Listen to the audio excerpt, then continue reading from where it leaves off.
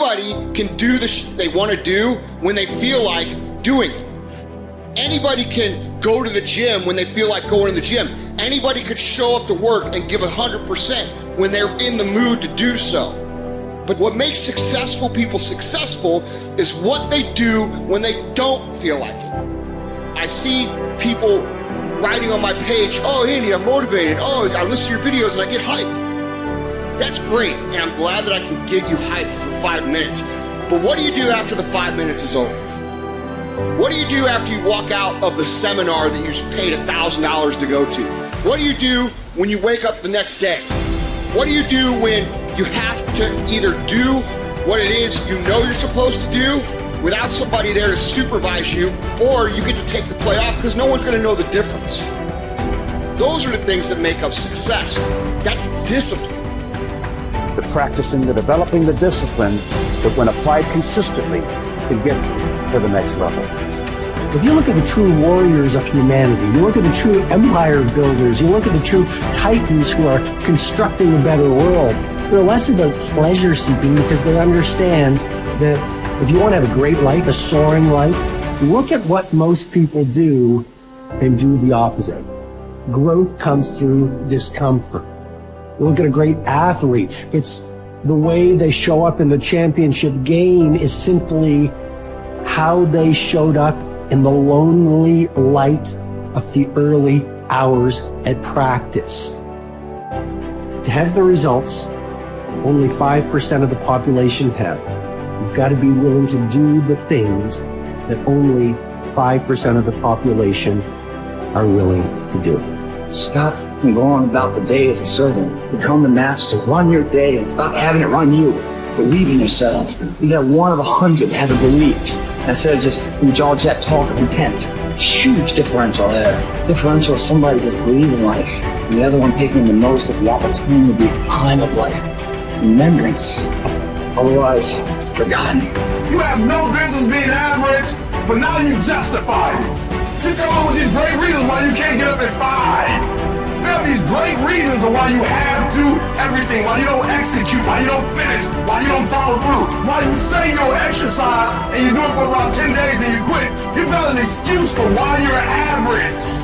I guarantee you, if you were humble enough, if you were hungry enough, if you really wanted what you said, you'd sit down and you'd study what you do and you'd say, I can do this better.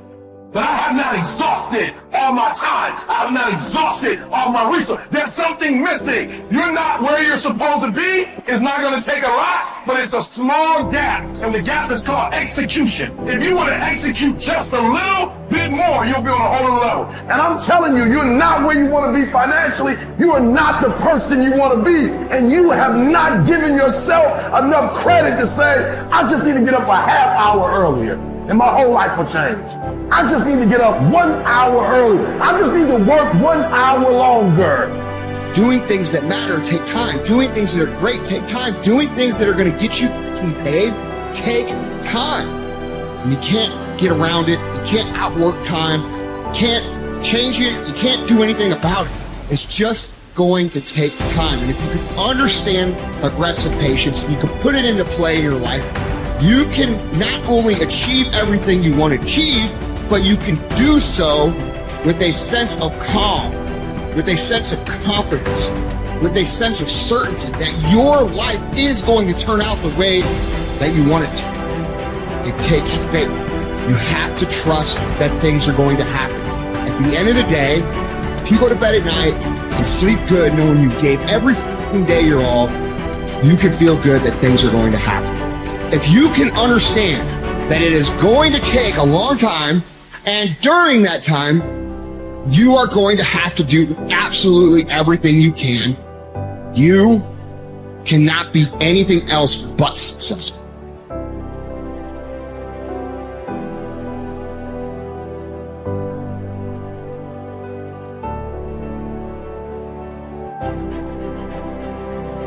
You need structure, you need predictability, and you need more of it than you think, just to keep you sane.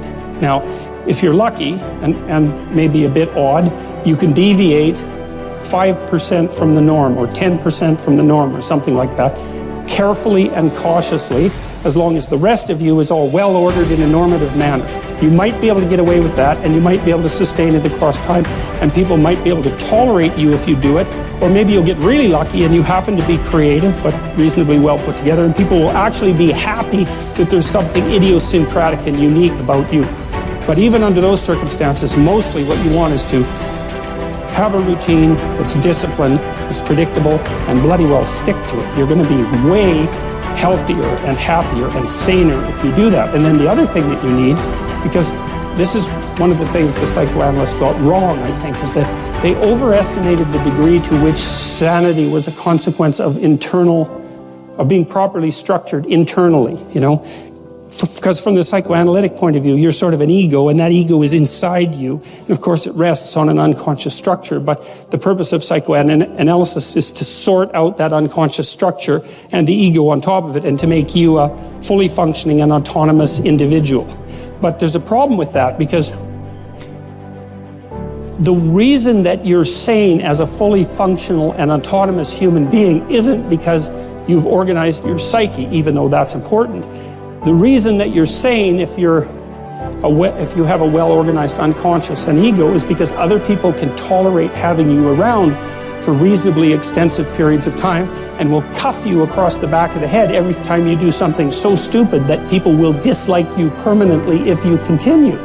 And so what people are doing to each other all the time, just non-stop, is broadcasting sanity signals back and forth, right? It's like you smile at people if they're not only behaving properly, but behaving in a way that you would like to see them continue to behave. You frown at them if they're not, you ignore them if they're not, you shun them, you roll your eyes at them, you manifest a disgust face, you don't listen to them, you interrupt them, you won't cooperate with them, you won't compete with them. It's like you're blasting signals at other people about how to regulate their behavior so frequently, well, it just makes up all of your social interaction. That's why we face each other, and we have emotional displays on our face, and we're looking at each other's eyes, and we know as much as we can about what's going on with each other, given that we don't have immediate access to the contents of their consciousness. And so partly what you're doing with your routine is establishing yourself as a credible, reliable, trustworthy, potentially interesting human being who isn't going to do anything too erratic at any moment. And everyone else is around there tapping you into shape, making sure that that's exactly what you are. And that's how you stay sane. And so what happens to people too, if they don't have a routine and they get isolated, is they start to drift. And they drift badly because the world is too complicated for you to keep it organized all by yourself. You just cannot do it. So we outsource the problem of sanity. And it's very intelligent that we outsource the problem of sanity, because sanity is an impossibly complex problem. And so the way that we manage the incredibly complex problem is we have a very large number of brains working simultaneously on the problem all the time. It's like a stock market for sanity. And it's partly, and I use that definition with purpose, because the stock market does the same kind of impossible thing, right? Because it tries to price things, which is impossible. How many things are there? Like 1 billion. How in the world do you decide what the price is? You can't decide what the price is. That's why you have a stock market. Well, in a free market, I mean for consumer goods, is everyone's voting on what the price of everything is all the time. And that's the way we figured out, because it's technically impossible. Understand. Your mind is weaker than your emotions, but you become aware of this weakness only in moments of adversity. Precisely the time when you need strength. What best equips you to cope with the heat of battle is neither more knowledge nor more intellect. What makes your mind stronger and more able to control your emotions is internal discipline and toughness. No one can teach you this skill. You cannot learn it by reading about it. Like any discipline, it can come only through practice, experience, even a little suffering. An active life serves the purpose of giving man the opportunity to realize values in creative work, while a passive life of enjoyment affords him the opportunity to obtain fulfillment in experiencing beauty, art, or nature. But there is also purpose in that life, which is almost barren of both creation and enjoyment, and which admits of but one possibility of high moral behavior, namely in man's attitude to his existence, an existence restricted by external forces. A creative life and a life of enjoyment are banned to him. But not only creativeness and enjoyment are meaningful. If there is a meaning in life at all, then there must be a meaning in suffering. Suffering is an ineradicable part of life, even as fate and death. Without suffering and death, human life cannot be complete. As his mind becomes purer and his emotions come under control, his thoughts become clearer and his instincts truer. As he learns to live more and more in harmony with his higher self, his body's natural intuition becomes active of itself.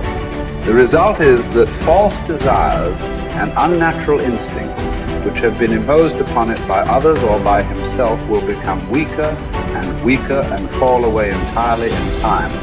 This may happen without any attempt to undergo an elaborate system of self-discipline on his part.